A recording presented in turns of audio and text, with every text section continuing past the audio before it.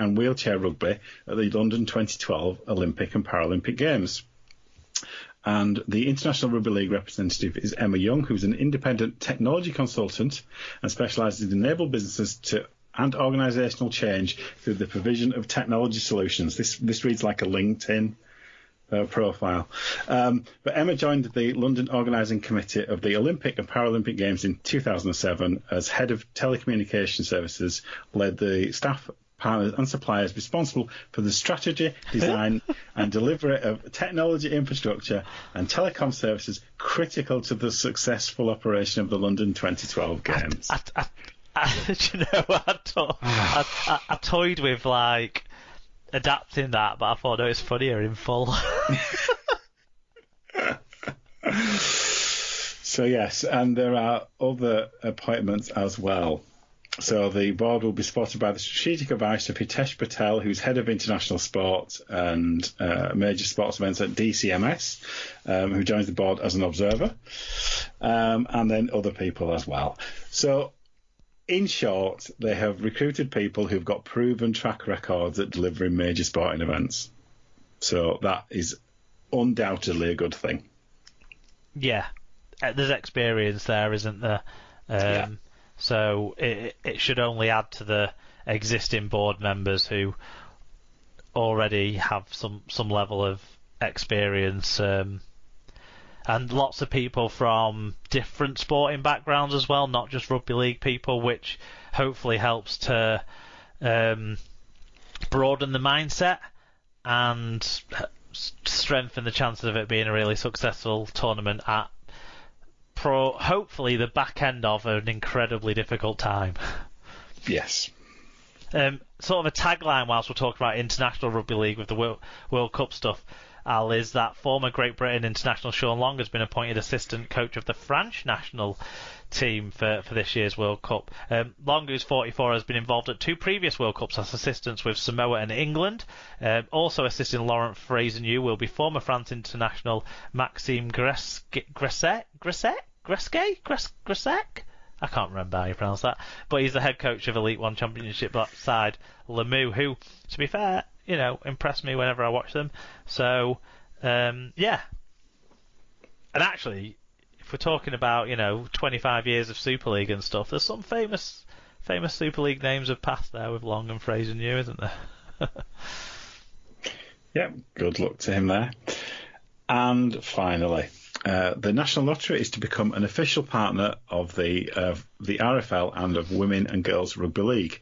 The partnership is further evidence of the National Lottery's commitment to helping sports, and specifically women's sport, through the effects of the pandemic.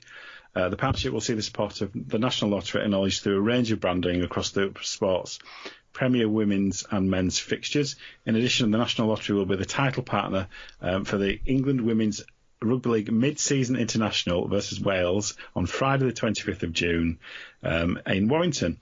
In addition, there'll be a range of opportunities for National Lottery players to get tickets to major fixtures and to the Mid-Season International, including sought-after VIP tickets. Yeah, Tom Andrews got in touch to say, so now everyone's Papa John's will come with a free scratch card? ? And Carson said, as if the sport isn't a lottery enough, hey, at least it's not a betting agency. Well, you could argue that the National Lottery is a sort of betting agency with a charitable arm. or a tax by other means. I mean, Rugby League has historically and for many, many decades now benefited from National Lottery money. The number of projects that have been supported by National Lottery money is probably too numerous to even mention at this point. So it's just a continuation of that partnership in a different form. Yeah, I mean, when you sort of are you saying like it's a tax for the optimistic for the? Well, some people would think of it in that mindset. But really, yes, it's lotteries are what they are and how they're played and stuff. But one thing the National Lottery does do is, like you say, it funds sport, doesn't it? Yes. And lots of other community type projects and stuff. You'll find, if you look around, you'll find a lot of clubhouses in various different sports and things like that that'll have a little silver plaque with supported by National Lottery funding on the side. And you only have to tune into the Olympics once every 4 or this time around 5 years and hear all the athletes after they've won the medals talking about how they wouldn't have achieved it without National Lottery funding. So it is nice that rugby league's getting a sort of formal acknowledgement into the scope of that, and if it helps, because the National Lottery is played by millions of people, so if it helps give some more awareness as well to women's rugby league through whatever kind of offers and stuff, that ticket competitions or whatever, or if there's like a scratch card even for the England women's rugby league, whatever it might be, I think it can only be a good thing for the sport. Yeah, absolutely. Yeah, it's a good partnership. But whether you think it's a tax or what you think it is, but it's as I said, it's something that rugby league's benefited from long term, so it's good.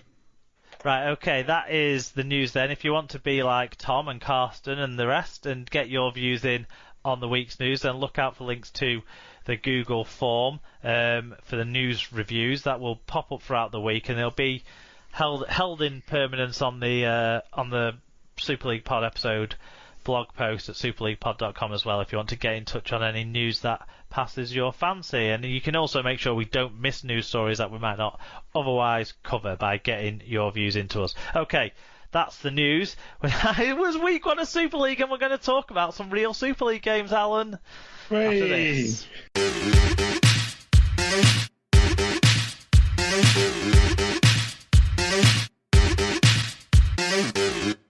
Right, so it was round 1 of Super League 2021, or Super League 26, if you like it different ways. But hey, I was excited, Alan, to get Super League back on the telly, and I think overall the teams delivered pretty much, didn't they? We had some close games. We didn't quite get any upsets, but we had a few surprises along the way, and we came close to some upsets. Yeah, I would say, close but no cigar on a couple of things. But yes, it all started at Headingley with, unfortunately, still no crowds, but maybe soon. The first match we saw was the defending champions, St Helens, playing Salford, and it finished 29-6 in St Helens' favour. It was 13-0 at half-time, and Liam Moore was in charge of this one. So, statistics. So what we do have in terms of stats, Saints made over 450 more metres at 1.2 metre per carry better average gain. Salford fell under 1,000 metres, never a good sign. Saints did miss more tackles than Salford and had a sub-90% team tackle success rate. But obviously that didn't matter. 4 fewer errors was a help for Saints too. For St Helens, Jack Wellesby with 140 metres. Johnny Lomax with a try assist, 134 metres. Alex Walmsley with a try and 131 metres. And James Roby, Mr. Reliable himself, 42 tackles, no misses, and 127 metres. The guy is ageless. For the losing Salford, it was Elliot Kay with 140 metres, Dan Sargentson with 135. Danny Addy worked hard with 52 tackles, as did a new boy Elijah Taylor with 49 tackles. A few fan views on this one, as indeed for all the games. Yeah. So the first one comes from Alan Walker. It said, late start to the year, but it seems a bit chilly over there. Winter rugby in North Catalonia has been much warmer. Have climate deniers put the aircon up to 11? Staines didn't change out of first gear. Aidan Stalker says, it felt like Saints were wearing Salford down and a few late tries were on the cards, and so it came to pass. Robic, Walmsley and Lomax were class as usual, but a shout out to Joel Thompson, who looked very good on debut. Salford looked well coached. I think Big Dick Marshall will do well there. Sarah McKenzie said, a really good match. Salford lacked clinical execution but looked promising for the season if they can execute better. Joshua, presumably Mackenzie clan, said... We've got to give him the nickname that he wants us to use because he's put it in brackets after all of his reviews this week and he's clearly wanting this nickname to stick. So Macca is what Joshua wants to be.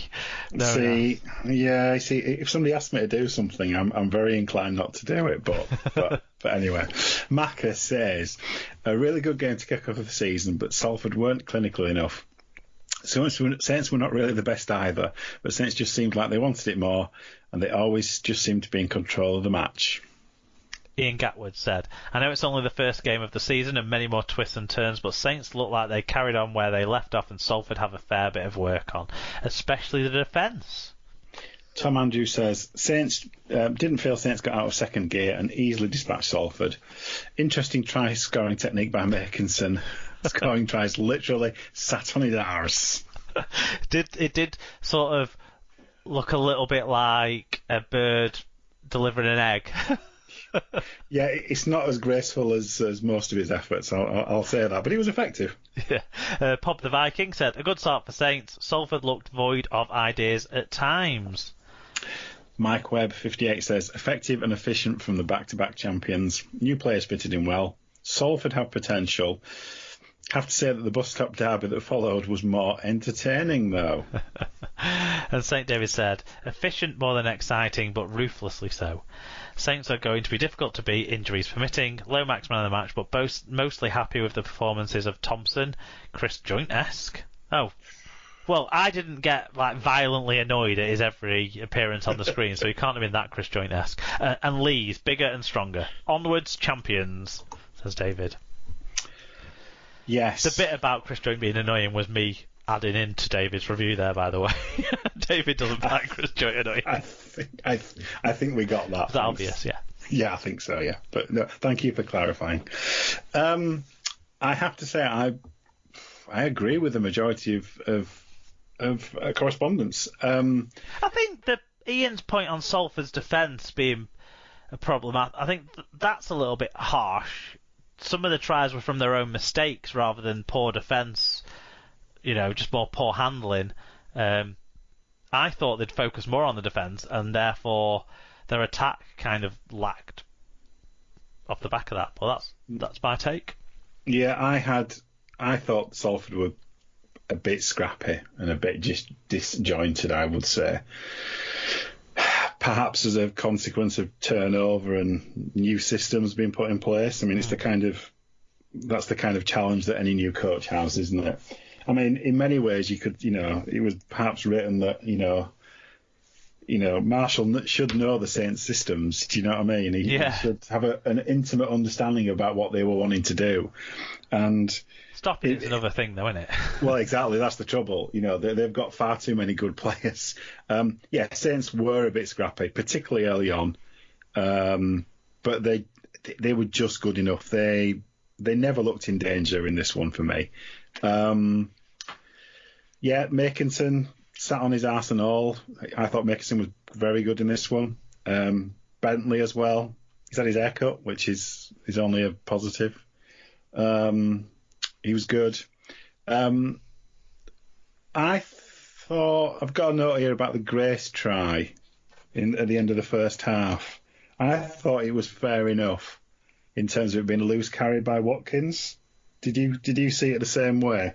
The loose carry was fair enough. It was Johnny Lomax pulling Ryan Lannon back from giving him any chance of making an attempt to tackle Regan Grace that I had more of a concern with on that try than the Watkins part of it. I thought it should have been no try because of the pulling back, but before people say I'm a hypocrite, I think Wigan got away with pulling someone back as well. We'll get to that. But no, I mean, it felt. I mean, literally, my note for the second half is much the same. In the sense that it felt like the structure of the game was exactly the same as the first half. It just so happened that Saints kind of got slightly more reward in terms of points and, the kind of gaps that Walmsley was able to kind of find his way through. That just comes